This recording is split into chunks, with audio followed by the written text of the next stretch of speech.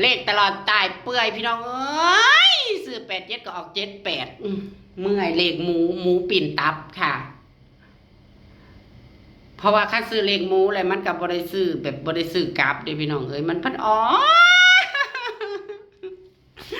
โอ้ยเหลือใจเด้77ข้างล่าง77ข้างบน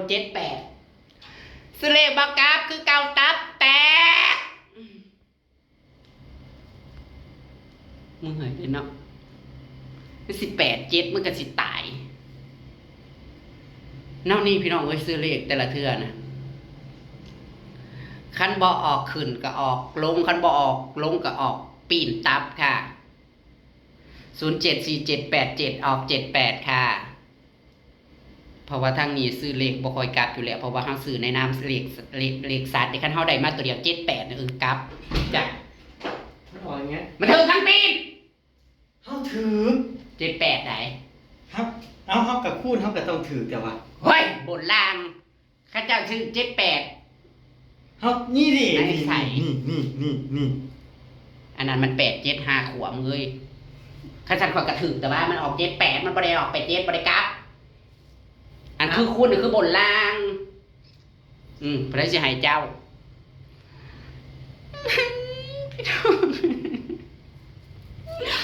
ถึงเลขบ่ได้เงินอีกแล้วเบิ่งแม่ค่อยซื้อจ้ะซื้อ87ตรงๆเลยได้30คูณ30ปุ๊บไผสิบ่ซื้อ87มันก็บ่ออก78บัตร2ตัวผมไปออก77ก็ขอโทษเจ้าน่ะออกแต่เห็นแต่เลข7น่ะมันจักลงจะคือเป็ดเอ้ยออกทะเบียนรถอีก7730ผัดไปซื้อผัดเต้ผัดไปซื้อ730ผัดบ่เอา77น่ะคิดห้องๆอยู่จักว่ายังบ่จักคิดห้องๆอยู่ได้ผัดไปเอาแต่3ตัว730โอ้เขาบอกเรื่องเลขนี้เมื่อยเลยเนาะพี่น้องเอ้ยพอกับเลขกระเบอร์นี่ก็เสีย5เสีย10เสีย100เสียพันนั่งทางใจโอ้ยมันสิออกเลขหมูลงมันกระบอไม่นำมาออก78เลขเหม็นเลขน่ะถูกจ้าพี่น้องแต่ว่าบริการจ้าสรุปแล้วยิงแควแต่ว่า FC ผู้ใดที่เพิ่นคันเพิ่นซื้อกับเพิ่นก็สิถูกอยู่นะเพราะว่าบอกเพิ่นไปอยู่ในอันนั้นน่ะ074787เนาะแต่ว่าคันมันเสียวมาล่าถือจักจังแหละคันนางบ่ได้ซื้อกับมันก็บ่ถือคือเก่าแหละไปหากวดขี้หมูพุ่นทางใจ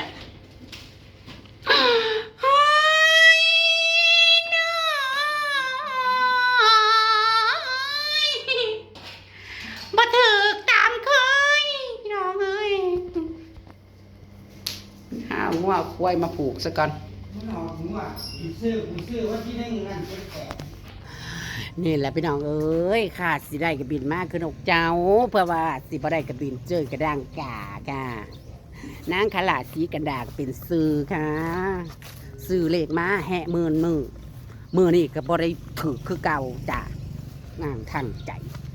ซื้อเลขนะค่ะล้อมปองอยู่ปิดอยู่มัน18 7ตรงให้กระบอนะคะแปดเสเลขนะถือเบิดค่ะแต่ทุกงวดค่ะไม่ถูกอยากจะทำใจให้ชิน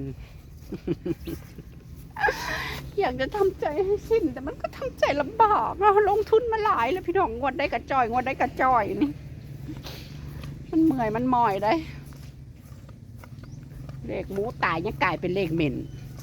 มันปีนตับขน้อย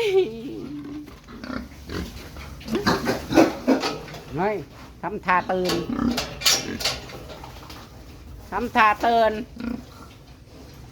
กินอยู่น้ำกาดอยู่มันดีเป็นดีแน่จะตีจะขาจะเลี้ยวกันไหลอาหารก็คือกินบ่ได้ให้ยุ่นให้ย่อนอยู่แตกบ่อิ่มบ้าล้มเสียได้ก็มาถึงเลยนี่นั่นไอ้จะได้ฉีดยาให้แหละบ่ทนเลยแหละ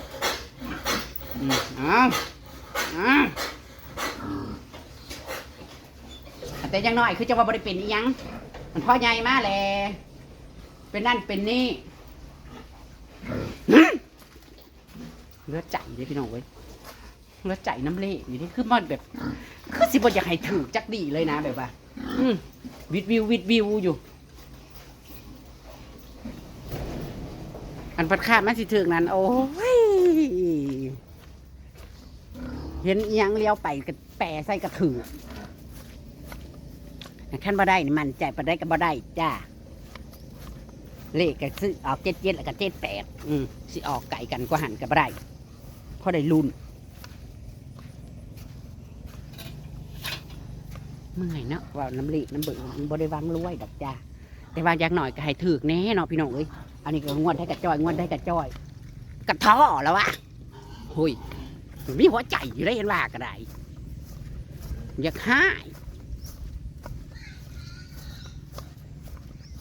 มันก็การจะสิถือเลยปีนปัดให้ลูก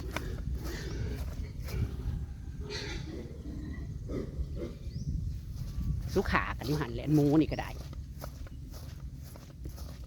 ไปหางัวเขาคอกไว้สักก่อนพี่น้องตะเบียงตะเบนนะจ๊ะอากาศย้ำแรงๆแดดแจ่มมาแจ่มจะแลดเลยพี่น้องมึงแน่เนาะเขานะจนจะเพียงคอให้นี่นะมันจนจะเพียงคอแต่ว่ามันสร้างมันล่มมันงามหลายเลยกับมันล่มเลยกับบ่ได้แต่เสียดายงามร้ายกับล่มเพิ่งรูปปีนี้ที่ได้เกี่ยวอยู่บ่นอนคันซีโฮล่มออกแต่ล่มนั่นเล่นนาดเลย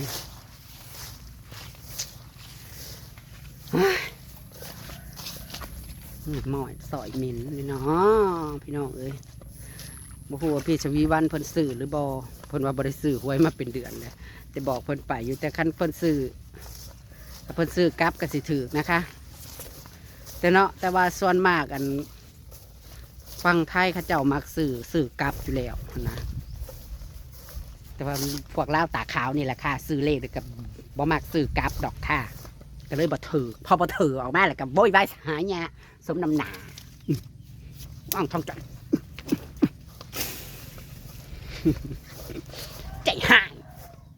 ผมเสียไปขับคอกอื่นจังกินคอกผีมามึงสิมาตื่นกูวันนี้แล้วกูใจหายให้เลขกูบริใจหายให้งงว่ามานัดกับปีนี้สิมาพอบุญมังมาโอ้ยอันกับเข่านั่นเนาะนั่นนี่คันดึงนะบ่ไปบ่ดึงนะบ่ไปได้หากสมมติว่าคันนางของนี่น้อยนึงนั่งก็ไปบ่ได้จ้าโง่หากคันคนนี่ดึงนี่ดังจากวิคอยก็ยืนอยู่หันบ่เข้าใจคือกันนะคะมาอันคือว่าอยากเอาท่าแท้ซ้ำหญ้าต้นเดียวนะบออันนี้จะเอาไปผูกอยู่ในครอกหรือว่าจะผูกตรงใดดีโอ้ยนั่นนี่แหละพี่น้องเลยยืนจึกค่ะ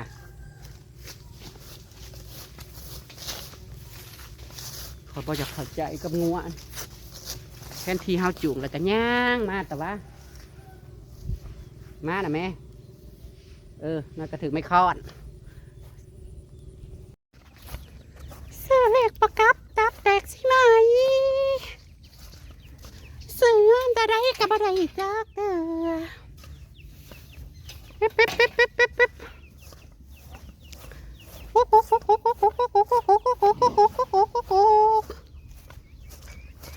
หมเลยร้อนซะเหลือเกิน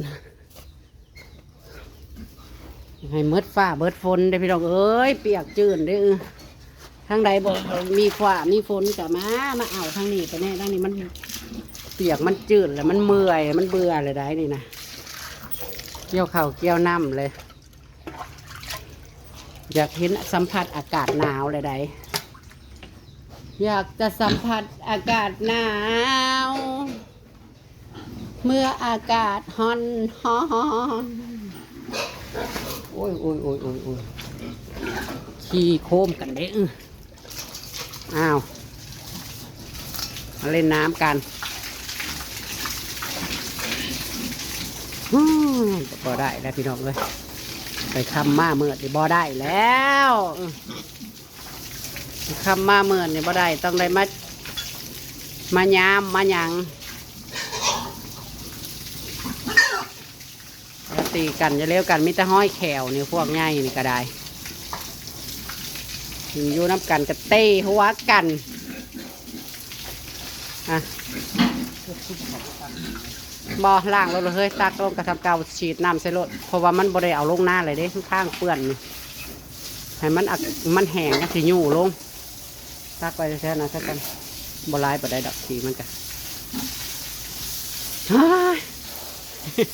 พี่น้องเขาจะกลัวผัวข่อยค่ะนางว่าไม่ค่อยถือว่ะข่อยคูนมันถือก็ได้โอ้ยข้าเจ้าคูนข่อยเจ้าถือข่อยกระถือแต่ว่าคูนน่ะหมายถึงบนล่างบริเวณว่าคูนน่ะกราฟเด้อจ้าฮ่าเลี้ยวกันเห็นอย่างเดียวแต่บ่ฮู้ว่าอามาลาถือบ่เท่าไหร่พี่น้องบ่ได้ถามดูอันตีก็ยังบ่มาเอาหมูคำผมบ่ไปหาเห็ดจะไปหาบ่เห็ดออกป่านนี้นะถ้าจะหาเห็ดนั่นแล้วหยุดเด้อจ้าเศร้าตีเศร้าขากันเด้อ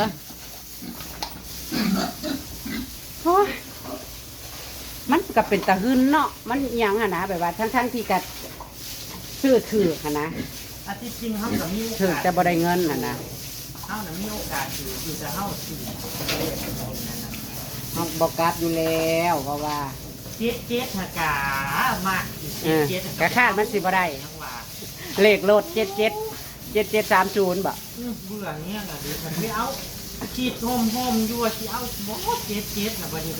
ก็เลยส่งไปแต่730เอาคาดมันสิบ่ได้โอ้ยละนอโอ้ยจะสูกเศร้าสูกาอะไรอาวรออดแอดฮ้อนบ่เบิ่งคือทรงฮ้อนแท้กินมันก็ท่านบ่ใส่อันนี้ก็บ่อยากกินขาดไป1ตัวเศร้าตีเศร้าขากันแล้วสู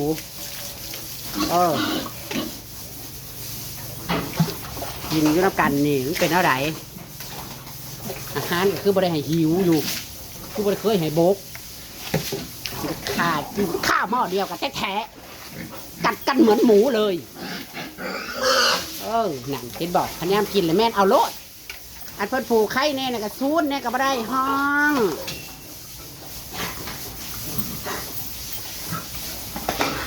งทางห้องโง่ได้บ่ได้ห้องเก่งได้ที่สิมีตัวได้ตัวมันไอตัวน่ะบ่